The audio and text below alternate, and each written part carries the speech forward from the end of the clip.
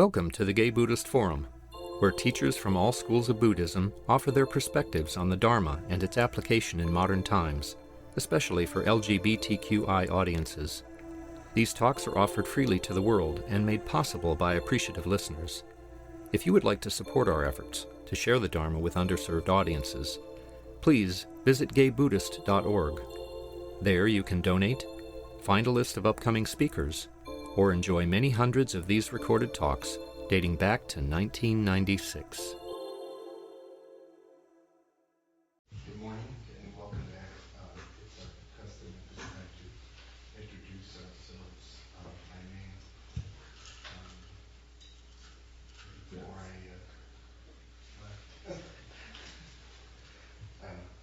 introduce our friend and speaker, Tim Wilson, who's the former abbot of, how do I say this, Chogye? Close enough. We'll begin with the introductions. My name is Vince. I'm Robin. I'm Greg. I'm Kay. Paul. And John. Jack. Mark. Will. Mark.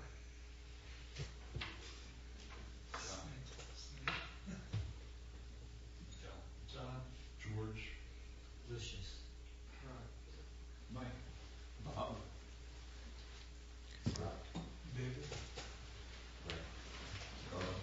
Peter. Waldo. Raphael. Bob. Paul. Cal.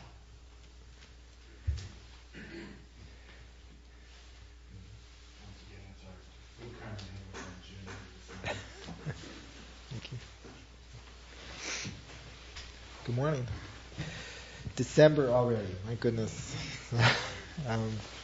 It's always good to be here. Does anyone have a Dharma question that they would like to bring up at this time? Okay. Last month I was talking about the three refuges. For those of you who were not here last month, the three refuges are, I take refuge in the Buddha, I take refuge in the Dharma, I take refuge in the Sangha. And that ritual or that teaching is central to the teaching of the Dharma in all Buddhist traditions. It's one of the things that unites all Buddhist traditions. In spite of their cultural differences and their philosophical differences and their differences in practice and meditation, you'll find the three refuges everywhere in every Buddhist temple. The three refuges are a component of every single Buddhist ceremony I have ever observed, no matter how simple or how elaborate. So today I'd like to talk about the first refuge, specifically the first refuge, taking refuge in the Buddha. So what does it mean to take refuge in the Buddha, and why should we do that? Taking refuge in the Buddha resembles, in some ways, taking refuge in any kind of authority. For example, if I want to become the perfect musician, I will go and study with someone who is very skilled in that capacity. And I will trust that they will be able to show me how to accomplish that task. It's that element of trust which is the taking of refuge. So at the beginning of our journey down the path of the Dharma, that there has to be a considerable amount of trust. Just as when we begin any kind of practice or any kind of field of study, in traditionally in Buddhism, this is called shraddha or faith. Faith is a real touchy word for most Westerners who are involved with the Dharma, because it conjures up certain attitudes toward faith which are prevalent among certain religious groups.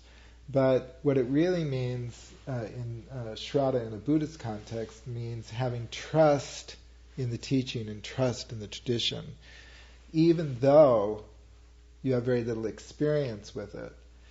The important difference between this conception of faith and a more fundamentalist view of faith is that this kind of faith evolves with experience into a commitment based on knowledge. So this trust evolves into an understanding that's based on experience. But at the beginning, it's necessary to have that component because you don't have that experience.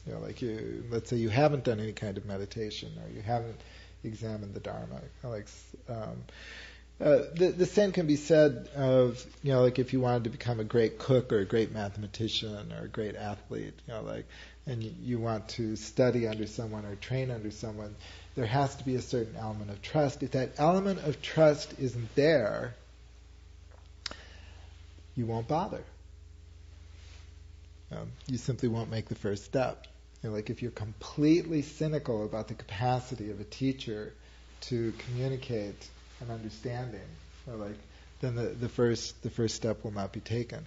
And so, how do you generate that kind of trust, or that so that a refuge can be taken? And the way you do it is by coming to Dharma talks, doing your own reading, talking with other people. You run into someone and they say, well, meditation has really worked for me. So maybe you should give it a try. On the basis of that kind of information, you enter into the practice. So that's why a lot of Dharma talks consist of stories about other practitioners, stories from Buddhist traditions, because they build a foundation of trust in the tradition. The more you hear that other people have been able to accomplish this understanding or entered into the Dharma, the more a foundation of trust is built, so that you can relate to other people's practice and other people's journey. So, one of the ways of understanding what refuge in the Buddha means is to traditionally, the Buddha had 10 names that were used to describe him in the discourses. And I'd just like to go over these 10 names because they help to illuminate how the Buddhist tradition views the Buddha, what his particular characteristics were. So one of them, of course, is Buddha, which means the awakened one, right? So the Buddha was someone who awakened. Awakened to what? Awakened to the deathless and the unborn. Awakened to the possibility of the cessation of suffering. Furthermore, he awakened to the possibility of being able to teach others how to accomplish that task, which is truly extraordinary. Not all musicians are good music teachers.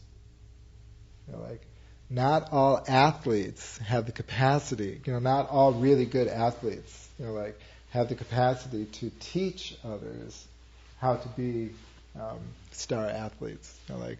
One of the most interesting qualities of Shakyamuni was his lucid and flexible capacity to communicate to others just what it was they had to do in order to also awaken. I think it's also interesting that the Buddha saw that awakening was a potential for all beings. I can see someone awakening, to say the cessation of sorrow or the transcendent, but not necessarily being able to see that other people also have that ability. That's a capacity that every single being has. I think that component was what allowed him to be such an effective teacher. be so communicative. One of the names that's commonly given to the Buddha in the discourses is Bhagavan, which Bhagavan is a fortunate one, and also translated as world honored one. The Buddha was fortunate because he, as the discourses say, he accomplished what needed to be accomplished. He fulfilled the ultimate potential and awakened to the ultimate meaning that is possible for a human being. So therefore, he is fortunate. Because he is fortunate, we take refuge in the Buddha. Another name for the Buddha is Arhat. Arhat, or worthy one. It's interesting about the term Arhat because there's a shift in meaning. In the Pali discourses, the Buddha often refers to himself as an Arhat. And along with his followers who have attained realization, of which there were many. In the Mahayana discourses, the term Arhat shifts meaning.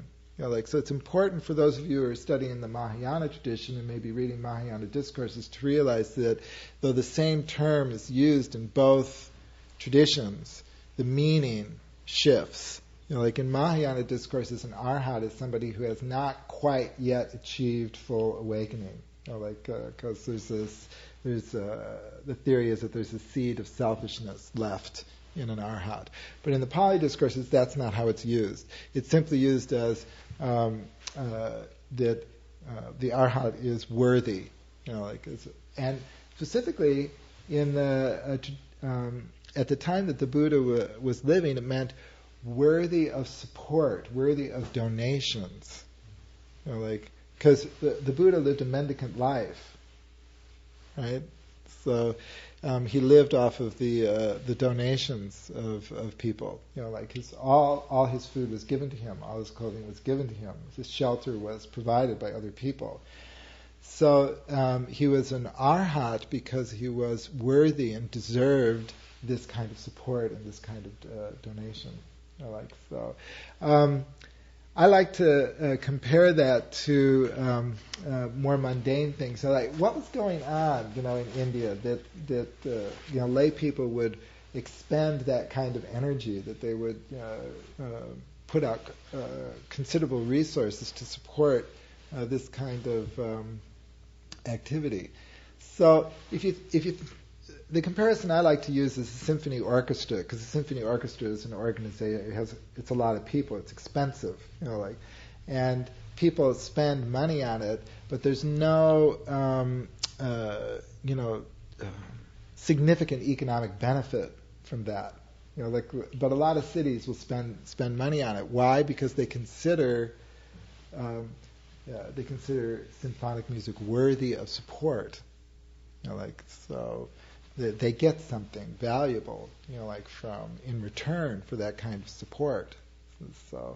So what makes the Sangha, which is the third of the refuges, and what makes the Buddha worthy of support is that his teaching leads to the cessation of suffering. His teaching leads to awakening to the transcendent, and that's considered valuable and worthy of support. And so there's that kind of relationship. Another name for the Buddha was perfectly enlightened. And this gets into Indians love their categories. So there's all sorts of partially enlightened, nearly enlightened, mostly enlightened, somewhat enlightened. But that's not difficult to understand because every living being has the seed of awakening in them. And the experience of awakening is something that every living being has had to a degree. See, so like when the Buddha spoke about nirvana, Like he spoke about non-clinging. Like nirvana is non-clinging, or nirvana is peace. We've all had the experience of non-clinging to a degree. So in that sense, we have experienced enlightenment and awakening to that degree, to the degree that we have experienced non-clinging. So this is important to understand, because the experience of a Buddha is not something that is completely other. Like, we can comprehend what it means to be a Buddha. Yeah? Even though we are not perfectly enlightened. So perfectly enlightened means that the Buddha had transcended all tendencies toward clinging. Oh, that's cool. That's neat. So that's what perfectly enlightened would mean. Another name for the Buddha was endowed with knowledge and conduct. So his conduct was admirable. People admired his conduct. One of the interesting things about the early discourses in the Pali Canon is how often lay people would criticize the monastic sangha. They felt perfectly free to go to the Buddha and say, such and such a monk is misbehaving and we don't like it. Do something about that guy. And the other interesting thing is the Buddha never puts them off and says, that's none of your business. He took their criticisms very seriously, and the erring monk would be addressed and say, you need to live up to the standards of the monastic community. Well, the sense I get in the early Buddhist community is that the relationship between the monastic sangha and the lay sangha was very porous and very intimate. The monastic sangha wasn't remote. But the Buddha, the conduct of the Buddha himself, he set the standard, for his monastic sangha to live up to. This is a high standard. Sometimes he would get,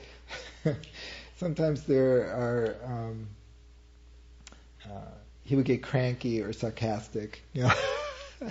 One time he even walked out on his monastic sangha. It's a good story. It's a little segue, but they were rambunctious and noisy, and he kept asking them to settle down, and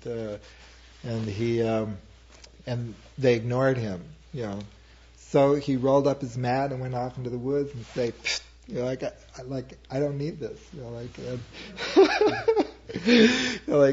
when they realized what had happened, they sent, I can't remember who it was they sent, but they sent someone after him to ask him to come back, and he said, no way, I'm done with this.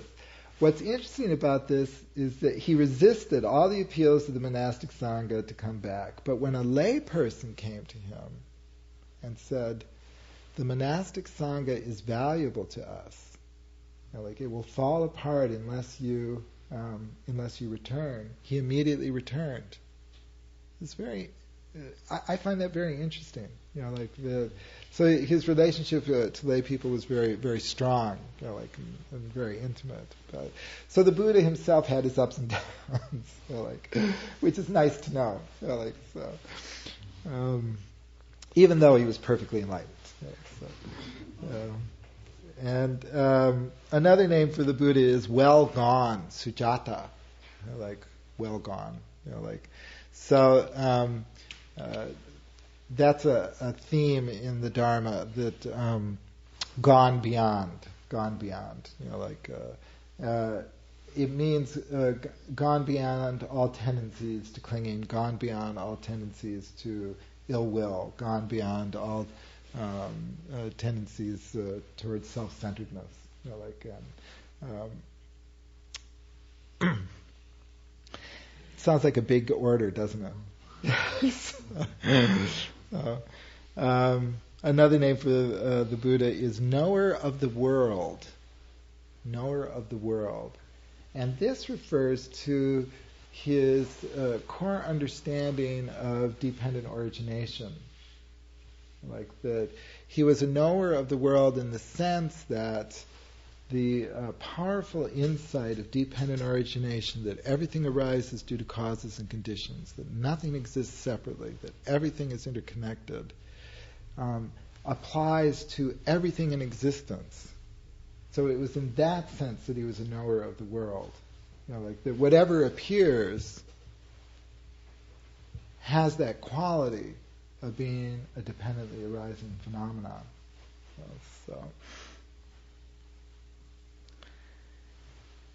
And that another name is unexcelled, anuttara. So the Buddha was unexcelled in his insight, wisdom, and compassion. I would also add that he was unexcelled in his flexibility. In reading the discourses, I alluded to this earlier, but it's really remarkable. You get the impression that he was a very careful listener, and that his responses were very tuned to the person who was asking the question. So someone like Shariputra approaches him, and the Buddha would give a very detailed and intellectual analysis complete with categories and subcategories. So somebody else would approach him, and he would give them instructions in the four immeasurables. Depending on their inclinations, depending on their strengths and their weaknesses. Another name for the Buddha is teacher of gods and humans. This is a very interesting one, because there's an entire book of discourses where the Buddha is teaching devas.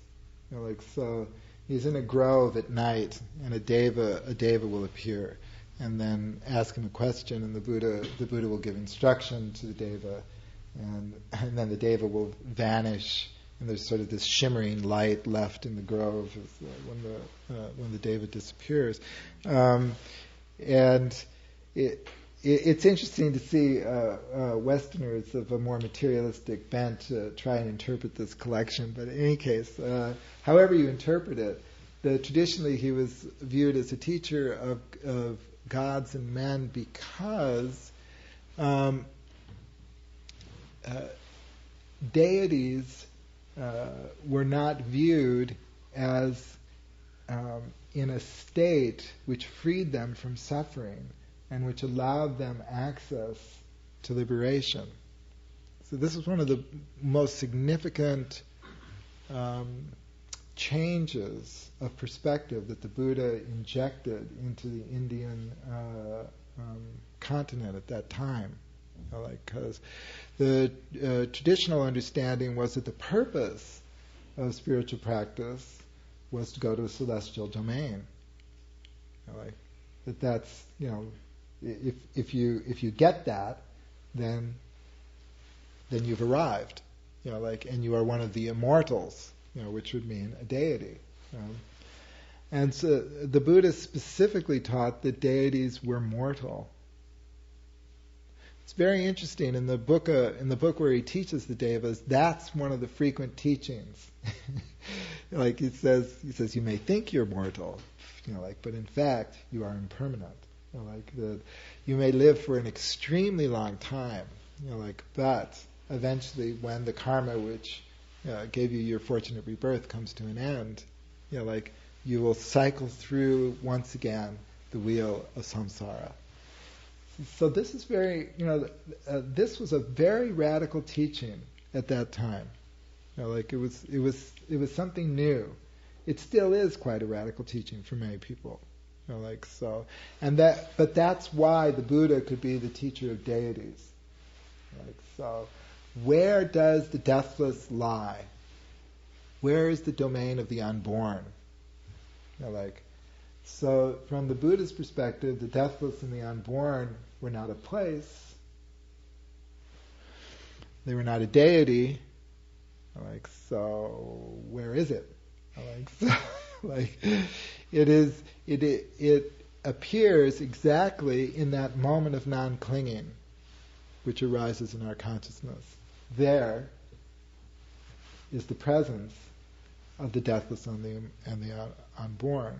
Like so, the Indian commentators on this teaching, they would say, nirvana has no location. Nirvana has no location. Like so, that's a very different view of what liberation means and what awakening means. Like so.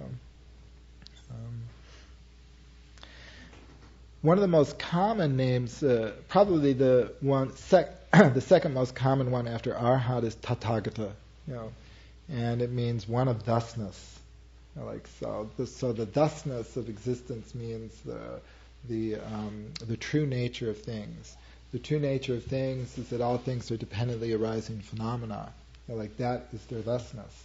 Like so, the Buddha was a one of thusness because he always spoke from that understanding.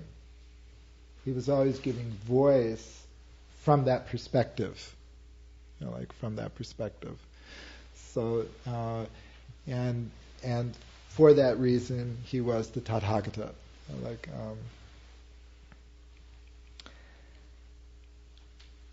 So that's a lot to strive for. Are there any questions on those names or the meanings? Yeah. How are we to connect with that? I feel real remote. Yes, right. It's kind of like. That awfully close to deity, an actual deity. Who is the Buddha? After all of that, so the Buddha who was cranky and walked off into the forest. What is his relationship to these kinds of descriptions?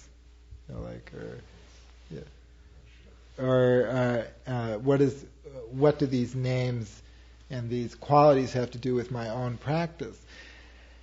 It's necessary, if you want to become a wonderful musician, it's necessary to have some idea of where you want to end up.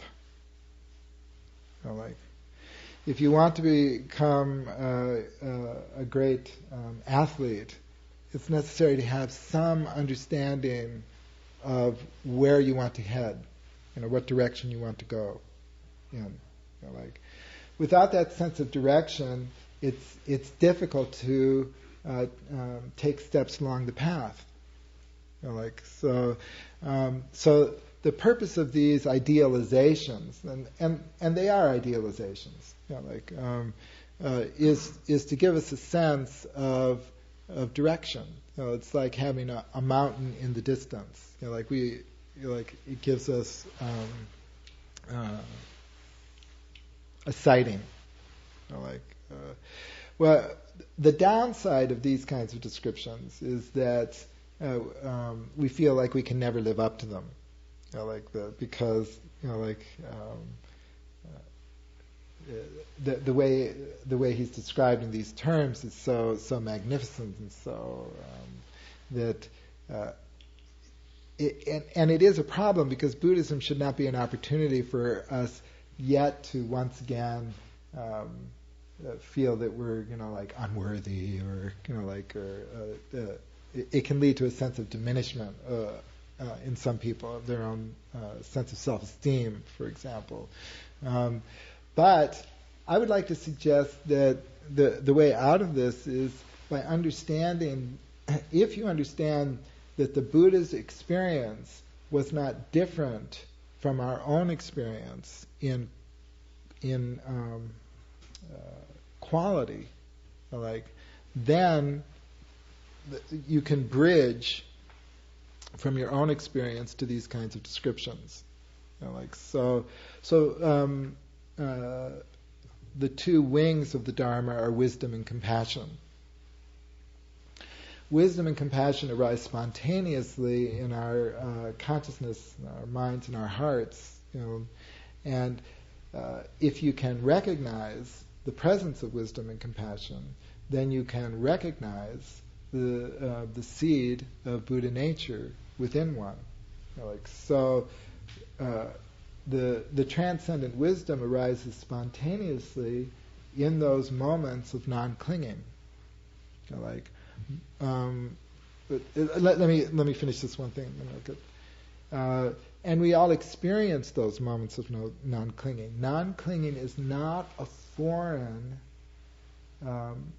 experience to us, but you need to recognize non-clinging when it appears. So I always use the example of the sound of a bell. So when the sound of a bell ceases, that moment is an experience of non-clinging. The mind does not arise, reach out, and try and stop or continue the sound of the bell.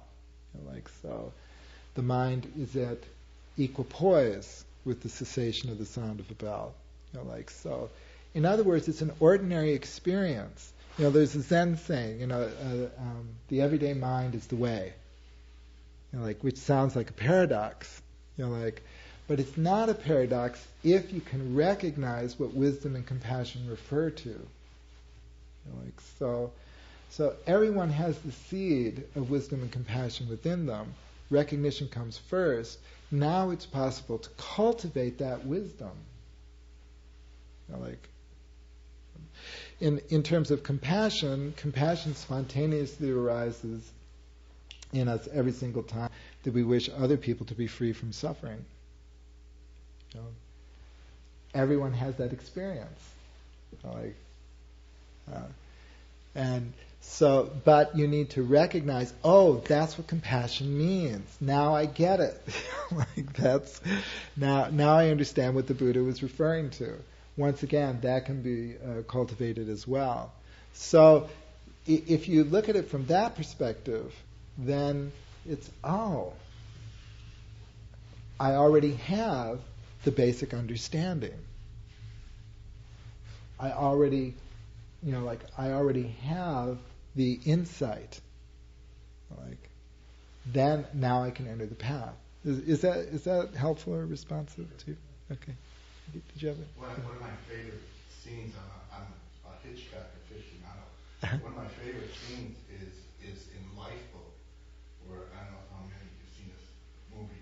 The Tallulah Bankhead has this bracelet. It's a diamond bracelet, and they're trying to catch this fish with the bracelet. It's like a lure, and the fish grabs the bracelet and takes off and swims away. The line breaks, and she's so attached and so clinging to this bracelet. At first she panics, and then she sees the absurdity of it all. She just laughs hysterically in this moment of liberation. That's it's a wonderful scene. Tallulah's liberation. Yeah.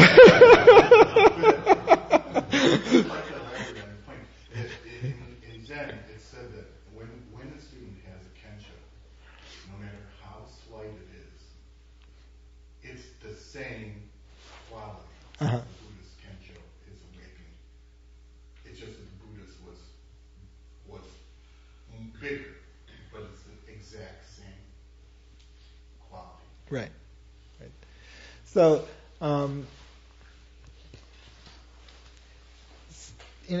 thank you for that comment. Yeah, I love the story about the Tallulah and the diamond bracelet. I'll have to remember that. So, other questions? So, taking refuge in the Buddha means taking refuge in someone that we consider to be a good guide, who realized these qualities, had these qualities, and was able to communicate them to others. One of the things he was able to communicate is what I call that recognition. Just what is wisdom and compassion, and to point that out. Yeah. Did you? I sort of struggle a bit with not being directly in communication with the Buddha, but the Buddha has to be interpreted. Right. And people who say this is what the Buddha said. Uh-huh. How do you deal with this? Thank you. That's a perfect question for me to segue into the second refuge, which is the Dharma. So the Buddha lived 2,500 years ago. The Shakyamuni lived 2,500 years ago. The Dharma is present in the world today, and that's why we take refuge in the Dharma. The teachings are present in the world today, and so we take refuge in them because they are the vessel which allows us to enter into that. Now, all of the Buddha never wrote anything. There are a few scholars who believe he may not have even known how to write, which is actually a possibility. But whether he did or didn't, he didn't write anything. And so all the teachings of the Buddha are reports, like reports about what the Buddha said. So have you ever heard, not gone to a party and then heard like 3 or 4 different reports about a party? It's great. It's like you're not even sure they were at the same in the same room at the same time. So that if you read the discourses of the Buddha, you very quickly run into contradictory reports, like about what the Buddha taught, but I don't view that as a problem. In fact, I view that as an opportunity, because it allows us to engage in the teachings in a meaningful way. The fact that there are different reports from different people expressing different views about what the Buddha taught even calls us to say, well, all right, what's meaningful to us? What teaching, particularly works for us? And so that's why I view it as a good thing, not a bad thing. Because it speaks to us directly, and says, and involves our minds and our heart in the process of carrying on the tradition and bringing it forward to the best of our ability. There's a tendency in the West to want a final and definitive answer to a spiritual or philosophical tradition, but the universe is not finished, and so there's no reason why Buddhism should be finished, or why there should be a final summation of what the Buddha taught, and how to go about it. Here's an example. The Buddha did not teach tea ceremony. He was a beggar. He got all his food was donated. But there are traditions of tea ceremony, and there's a wonderful collection called The Wind and the Pines, traditional writings on tea ceremony as a Buddhist path. So since the Buddha did not teach tea ceremony, how is it possible that they can refer to this ceremony as a Buddhist path?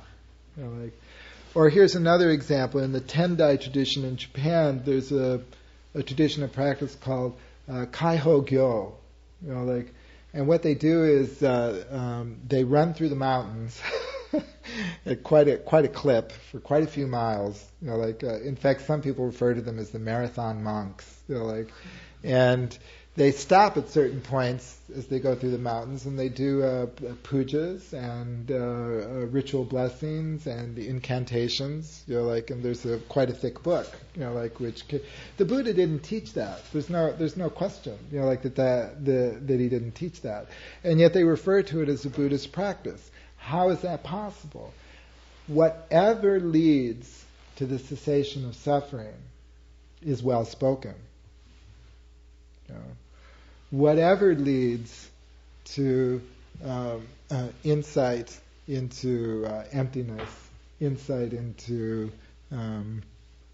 dependent origination, is well taught, and is a teaching of the Buddha, whether or not the historical Shakyamuni taught that. So that's how traditions, the Buddhist traditions as they have unfolded, they can add practices, or they can take teachings and elaborate them further, clearly further than the Buddha would have elaborated them, or adding elements that the Buddha could not have thought of because they weren't part of the world that he lived in.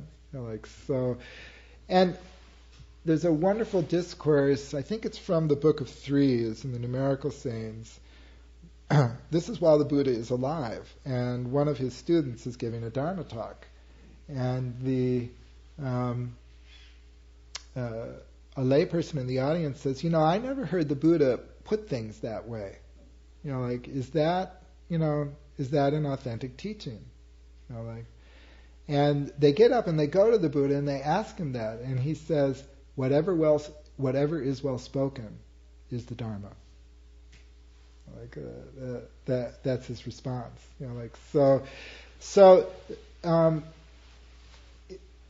There's no final teaching. Existence has no discernible beginning.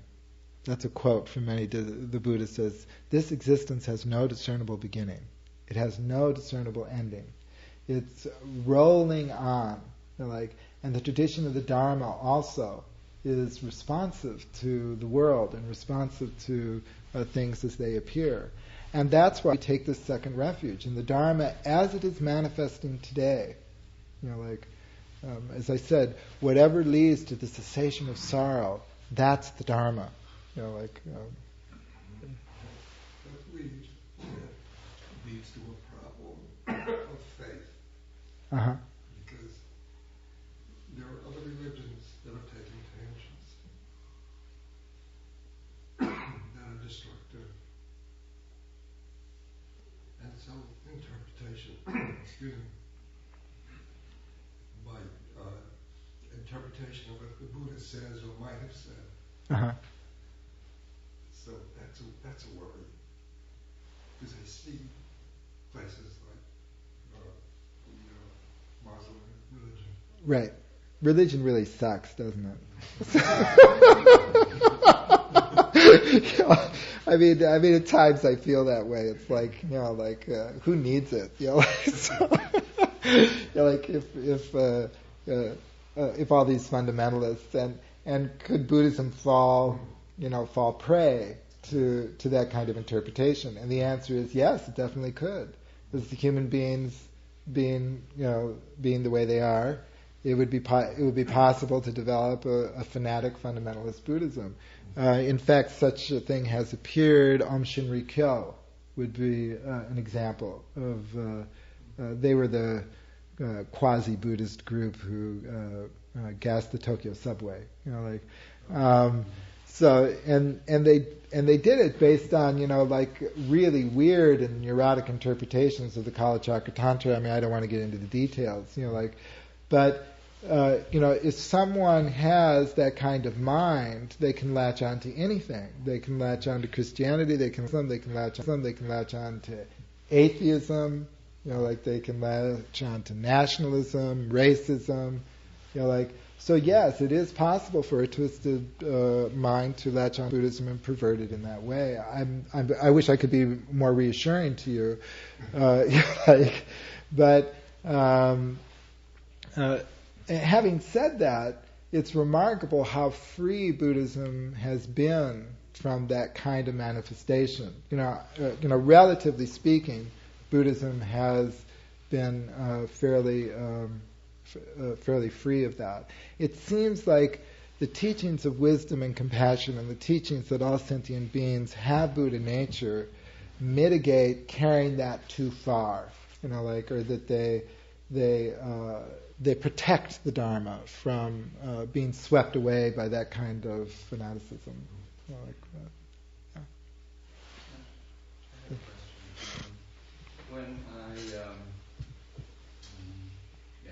When I read literature, I know my instinctual taste, and I will go to a library. I have no distinct idea what I want, but I'm able to choose something, a book, and oftentimes I'm gratified by my choice. So I develop an instinctual, educational way of finding satisfaction in literature. Mm-hmm. And similarly, when I go to a movie, I am more often gratified by my choice based on certain things I know about it. When it comes to Buddhism, and I refer now specifically to the aid of books, because that's part of the Dharma, Mm-hmm. That's exactly what we're talking about here. Then I face with this incredible array of things that are offered to me, and it is interesting how infrequently do I find something that speaks to me. That's a common problem.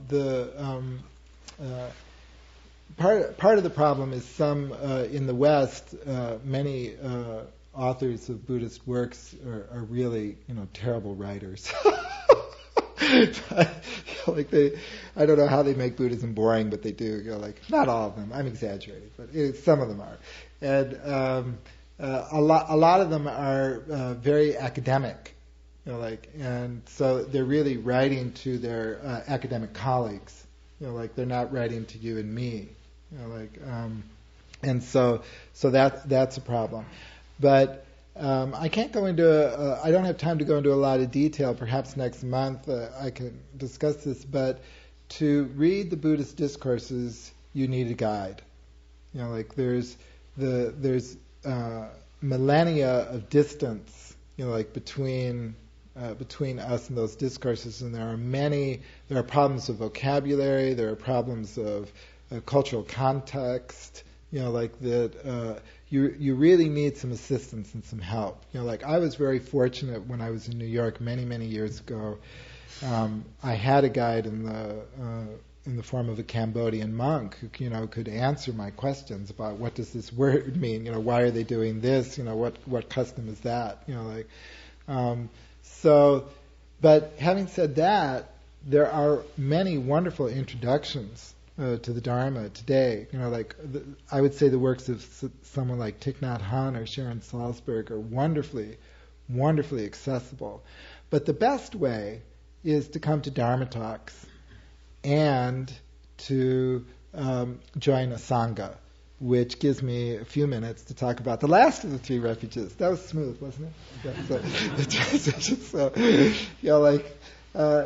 One of the best ways of getting feedback about the Buddha and the Dharma is from one's fellow practitioners. That's where the seed of trust is initially planted. It's like at the beginning I said, somebody might say. You might hear somebody say, meditation worked for me. Why don't you give it a try? That's Sangha. One of the great benefits of Sangha is that as we practice, certain things puzzle us, certain things in our meditative practice or in our studies, we have these questions, or sometimes we seem to hit a dry spot. If you have a Sangha that you can bring this to, almost always, 95% of the time, someone else has been through that experience. And they, and they can give you information. Well, that happened to me too, and subsequently this is what happened, or this is how I, pull myself out of that, or this is how I, renewed, my energy in the practice. Or maybe it would be something like, I don't know much about that, but so and so, is very good in that area. It's that kind of networking which makes the Sangha so valuable. And helps to deepen our practice. It gives the Dharma a human face. I was going through those names of the Buddha, and you talked about how remote that is. The Sangha balances that, so that as we take this journey together,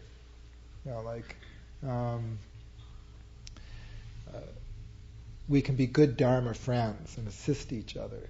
There's a wonderful discourse where Ananda says to the Buddha, the Sangha is half the teaching. The Sangha is half the teaching. And the Buddha turns to Ananda and says, Ananda, you are wrong. He's always telling Ananda he's wrong. Anyway, so you're Ananda, you are wrong. The Sangha is not half the teaching. It is the entire teaching of the Dharma. And then the rest of the discourse is an explanation of why the Buddha considered Sangha so important. What's interesting to me about that is that the context of this discourse is that Ananda is about to go off into the woods and meditate alone. The Buddha frequently recommended this to students. Go into the forest, go sit at the foot of a tree, meditate. Like go off, like go into a cave, meditate. Go off into the forest, meditate. And Ananda was about to do that, and just as he's about to leave, he said, the Sangha is half the teaching. And the Buddha cuts through and he says, no. Because what he saw arising in Ananda was the idea that I can do this by myself. I'm about to go off into the forest and be a self-sufficient monk. But who's going to bring him food while he's off in the forest? The Sangha. So at Vajrapani, they have those cabins. Thank you for listening to the Gay Buddhist Forum. If you would like to hear several new talks per month and be notified of upcoming speakers so you can participate live, please subscribe to this podcast, like us on Facebook, and join our mailing list by visiting gaybuddhist.org.